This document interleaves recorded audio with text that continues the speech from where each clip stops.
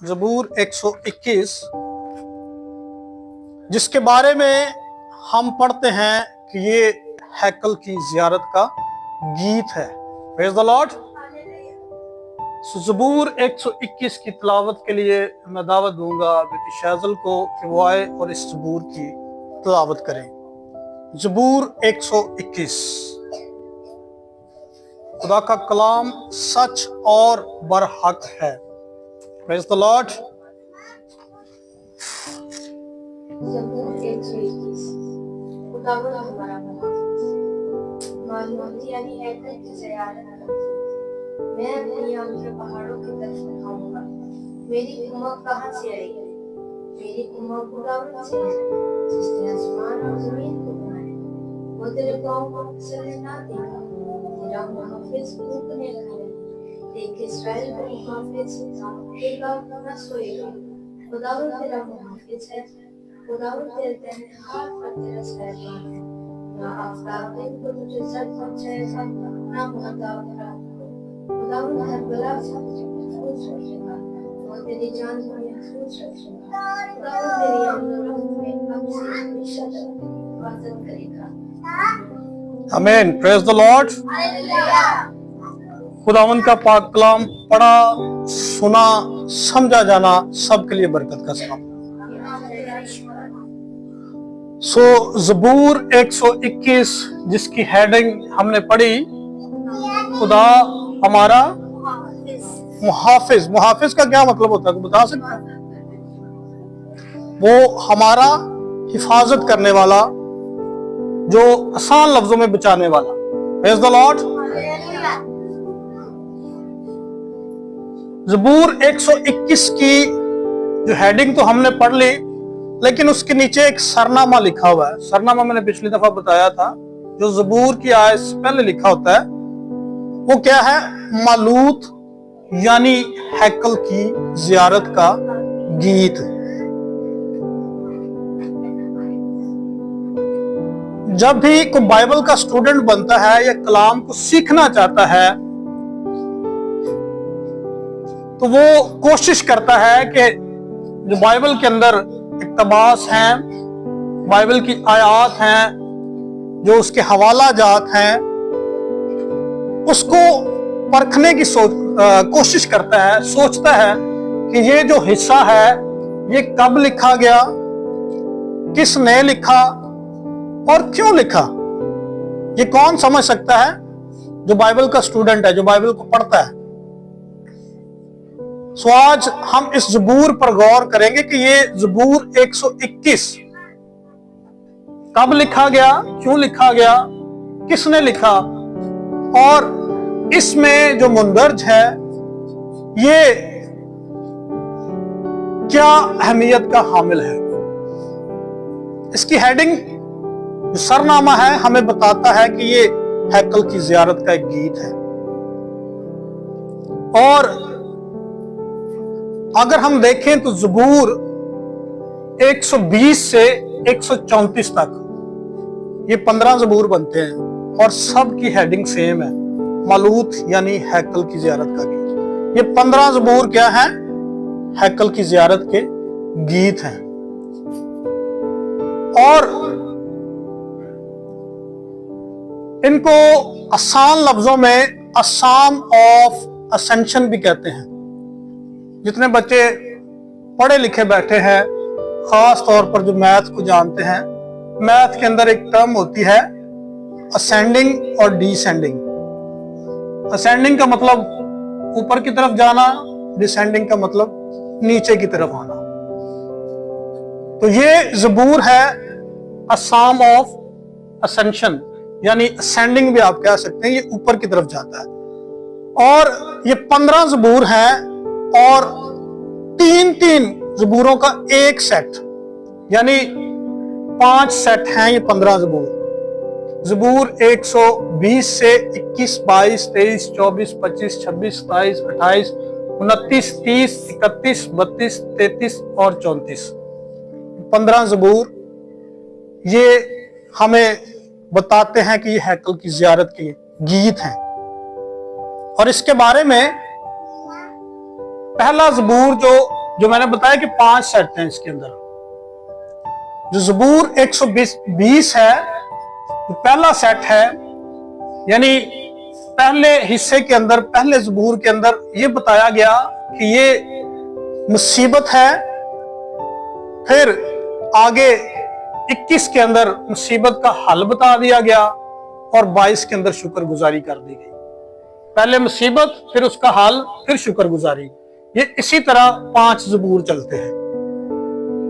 और हम देखते हैं कि उस वक्त जो लोग हैकल के अंदर जाते, हैकल की जो सीढ़ियां थी, आपको पता, वो भी 15 सीढ़ियां थी।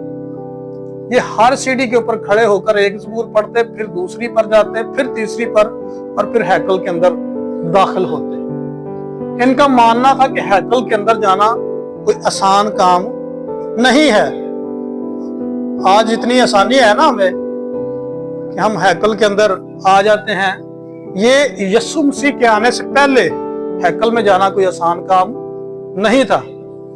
ये तो हम पर फजल हुआ, यीशु मसीह आए, हैकल का पर्दा फट गया, 2 हिस्से हो गया, और अब हमारा बाप के साथ जो मेल मिलाप है वो डायरेक्ट हो गया। पहले बड़ा मुश्किल था। ये उस दौर में लिखा गया, और इसके बारे में हम पढ़ते हैं कि जब ये हैकल के अंदर जाया करते, हैकल था ऊंचाई पर, और ये लोग यरू से हैकल की तरफ जाते, और वहां जाते हुए ये रास्ते में 15 ज़बूर की तिलावत किया जाता। ये 15 जो ज़बूर है, जो मैंने बताया 120 से 134 तक, जो हैकल की ज़ियारत के गीत है, ये इनको तिलावत किया करते हैं। और 20 किलोमीटर का जो फासला था हैकल के राउंड अबाउट, उसके इर्द गिर्द, उस फासले के अंदर जितने भी 20 साल से बड़े थे, सबके लिए जरूरी था कि ये साल में एक दफा कुर्बानी गुजराने हैकल के अंदर जरूर जाया करें। ये इनके लिए जरूरी था। अब लोग दूर दराज से भी आते जाते कि साल में एक दफा तो वहां जमा होना होता कुर्बानी गुजराने के लिए। सो इसलिए उन दिनों में वहां पर बड़ा रश होता। और एक आयत मशहूर है, हम देखते हैं कि यीशु मसीह ने कहा कि तुम सफेदी फिरी कब्रों की मानद हो। उस वक्त क्या करते थे ये लोग, जब अपनी कुर्बानियां लेकर हैकल में गुजराने जाते थे, तो इनका मानना था कि हैकल में कुर्बानी ऐसे नहीं गुजरानी जाती, उसके लिए पाक और साफ होना पड़ता है। तो ये जब रास्ते में जाते तो उस वक्त ना तो कोई रोड था, ना कोई गाड़ियों की सहूलत थी। जिस तरह आज है ना, सीधे सीधे रोड, गाड़ी में बैठो, यहाँ से 1 घंटे के अंदर हम लाहौर पहुंच जाते हैं। उस वक्त ये चीजें नहीं थी। उस वक्त लोग सफर किया करते थे, या तो पैदल, या फिर गधों पर, या फिर ऊंटों पर। इस तरह की सवारियां थी, या बैलगाड़ी, इस किस्म की सवारियां थी। तो ये जो पैदल सफर करते थे उस 20 किलोमीटर के अंदर अंदर, तो वहां पर जो कब्रें थी, अक्सर लोग रात को सफर करते करते कब्र के ऊपर अगर चढ़ गए तो इनका मानना था कि हम नापाक हो गए, तो ये फिर कुर्बानी गुजराने के लिए नहीं जा सकते थे। तो जो हैकल की इंतजामिया थी वो क्या करती, उन कब्रों के ऊपर सफेदी फेर देती ताकि दूर से लोगों को नजर आ जाए कि यहाँ पर कब्र है, वो उसके ऊपर ना चढ़ेगी। तो यीशु मसीह ने उनके बारे में कहा कि तुम सफेदी फिरी कब्रों की मानद हो। जो बाहर से तो बड़ी खूबसूरत नजर आती है, ऊपर से पेंट पॉलिश हुई है, लेकिन उनके अंदर क्या है, खाली है, हड्डियां हैं। सो मेरे अजीजों, ये ज़बूर बताता है कि उस वक्त लोग जो मुश्किलात के अंदर थे, परेशानी के अंदर थे, वहां पर खुदा की पाक हजूरी में जाना कोई आसान काम नहीं था। और लोग अक्सर, मैंने बताया कि रात को सफर किया करते थे, क्योंकि दिन के वक्त सूरज बहुत ज्यादा तेज होता, गर्मी होती, तो ये अक्सर शाम को या रात को सफर किया करते। और जो ही सुबह सूरज निकलता, ये कहीं ना कहीं अपना ठिकाना बना लेते और यहां पर ज़बूर नवीस क्या लिखता है कि मैं अपनी आंखें पहाड़ों की तरफ उठाऊंगा क्यों क्यों पहाड़ों की तरफ उठाऊंगा? क्योंकि मेरी कुमक खुदावंद से है। पहाड़ के ऊपर हैकल थी। हैकल कहाँ थी मैंने बताया अभी कि वो ऊंची जगह पर थी, ये नीचे से जाते थे। लिखा है कि मैं अपनी आंखें पहाड़ों की तरफ उठाऊंगा। मेरी कुमक, कुमक किसे कहते हैं बता सकते हैं? मदद। मेरी मदद कहाँ से आएगी? खुदावंद से। और खुदावंद से क्यों आएगी बता सकते हैं?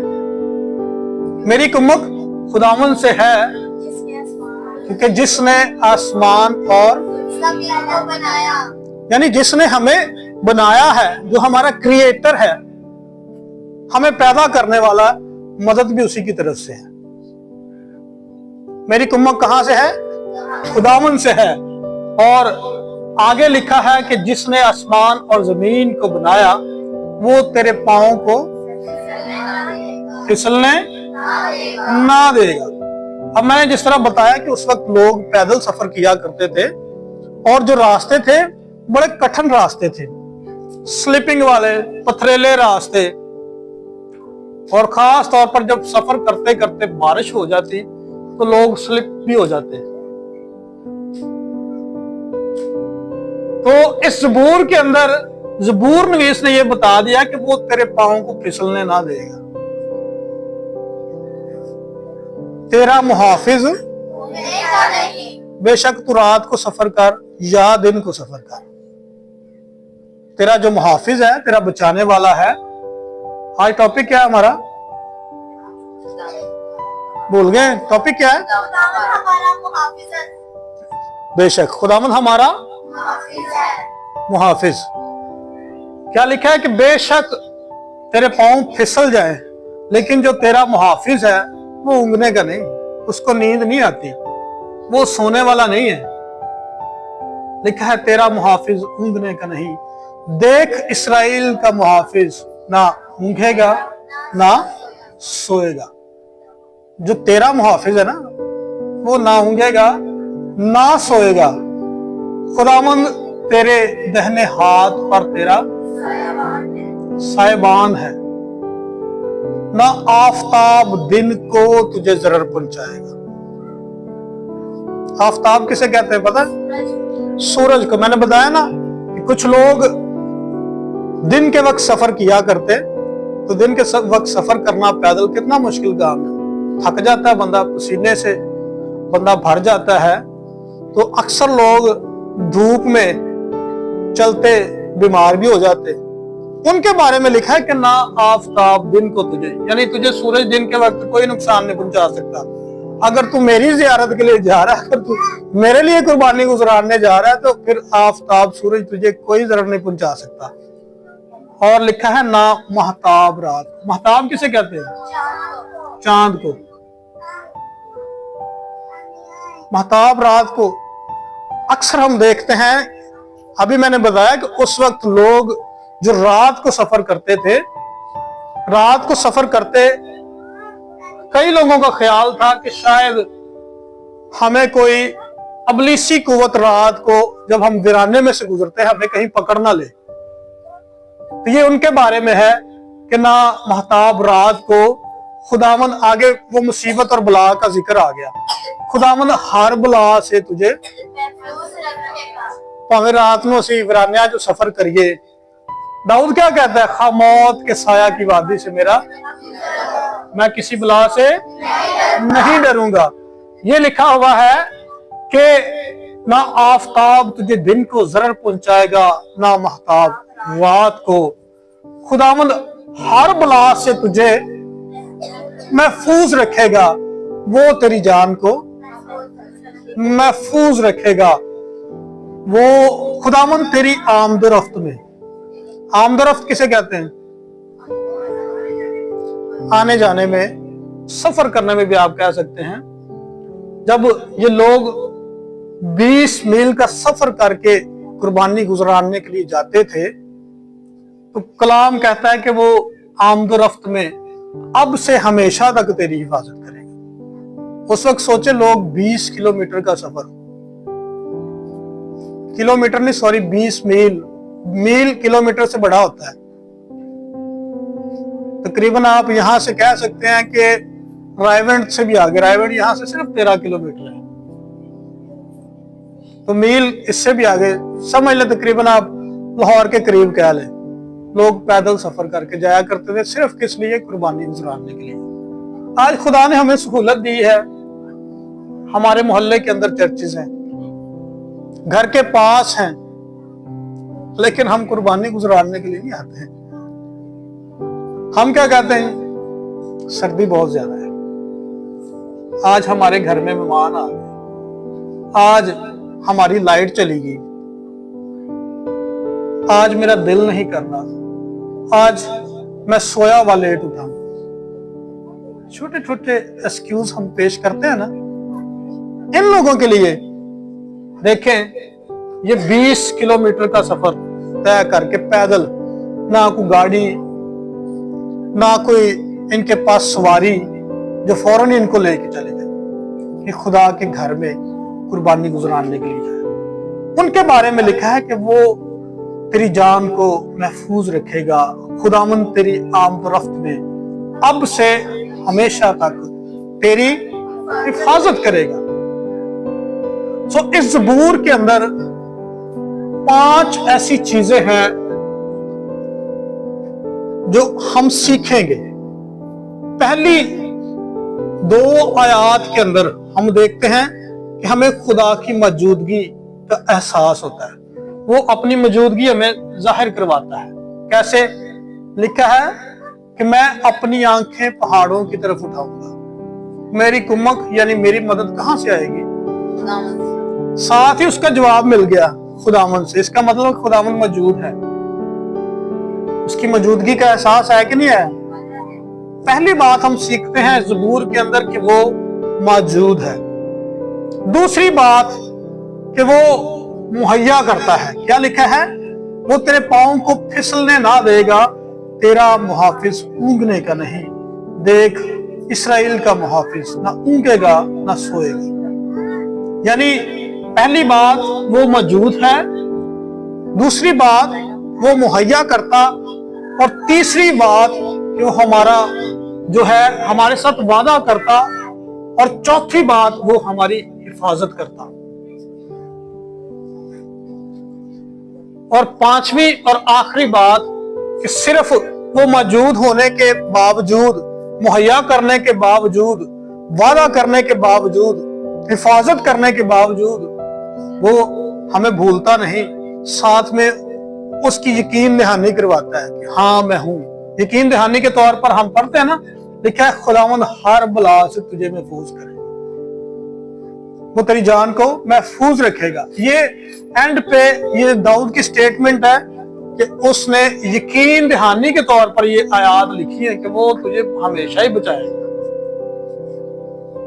आज इस ज़बूर के अंदर हम क्या सीखते हैं कि हमारा जो मुहाफिज है बहुत जोरावर है, बहुत स्ट्रॉन्ग है, उसकी मानद आसमान और जमीन पर कोई नहीं। वो वाहिद खुदा है जो हमें छुड़ाता और बचाता है, जो हमारा बचाने वाला है। उसके बारे में हम पढ़ते हैं कि हमारी जो मदद है वो सिर्फ और सिर्फ आसमान से आ सकती है। हम दुनिया पर नजरें ना लगाएं कि शायद फलां बंदा आकर हमारी मदद करेगा, फलां बंदा आकर हमें छुड़ा लेगा, फलां बंदा आकर हमें बचा लेगा। कलाम कहता है कि तेरा मुहाफिज वो है, वो हमारा छुड़ाने वाला है, बचाने वाला है। तो मेरे अजीजों, आज हम अपनी जिंदगियों पर गौर करें और खुदा से कहें कि खुदावंद तू ही हम मेरा मुहाफिज है। खुदावंद मेरा भरोसा, मेरा एतकाद किसी गैर मबूद पर नहीं बल्कि तुझ खुदावंद पर है, क्योंकि खुदावंद तू ही मुझे छुड़ाता है, तू ही मेरी कुम्मक है। खुदावंद तू ही मुझे इत्मीनान बख्शता है, तू ही तसल्ली बख्शता है। खुदावंद खुदावन मैं तेरे बगैर कुछ भी नहीं, क्योंकि खुदावन तुझसे जुदा होकर मैं कुछ नहीं कर सकता। आमीन। सो अपनी आंखों को बंद कर लीजिए, सरों को झुका लीजिए।